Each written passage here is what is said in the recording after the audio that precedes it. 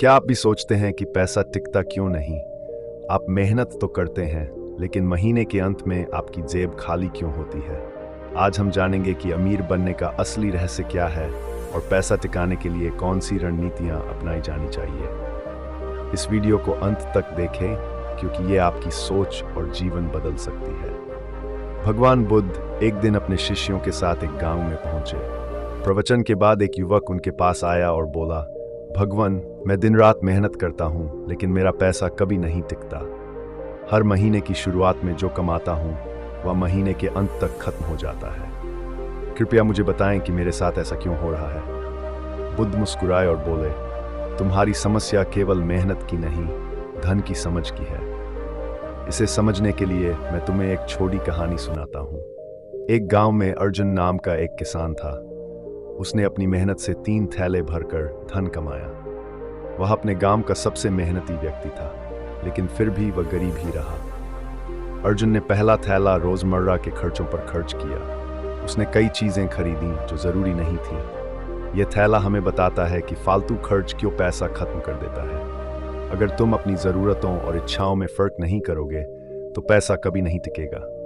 दूसरा थैला अर्जुन ने अपने दोस्तों को उधार दिया, लेकिन दोस्तों ने कभी पैसे वापस नहीं किए। यह थैला सिखाता है कि बिना सोच समझे दूसरों को उधार देने से तुम्हारा पैसा व्यर्थ हो सकता है। पैसे को वापस पाने की योजना बनाओ, वरना यह भी खत्म हो जाएगा। तीसरा थैला अर्जुन ने जमीन खरीदने की योजना बनाई, लेकिन उसने सोचते सोचते समय बर्बाद कर दिया और जमीन की कीमतें बढ़ गई। यह थैला हमें सिखाता है कि सही समय पर सही निर्णय लेना क्यों जरूरी है। पैसा तभी टिकेगा जब तुम उसे सही जगह निवेश करोगे। पैसा क्यों नहीं टिकता? तुम्हारे पास पैसे को संभालने की योजना नहीं है। पैसा सोच समझकर खर्च और निवेश करना चाहिए। जब तक तुम पैसे के पीछे भागते रहोगे, वह टिकेगा नहीं। उसे ऐसी जगह लगाओ जहां वह खुद और पैसे कमाए। यह तुम्हारे लिए काम करना चाहिए, न कि तुम उसके लिए।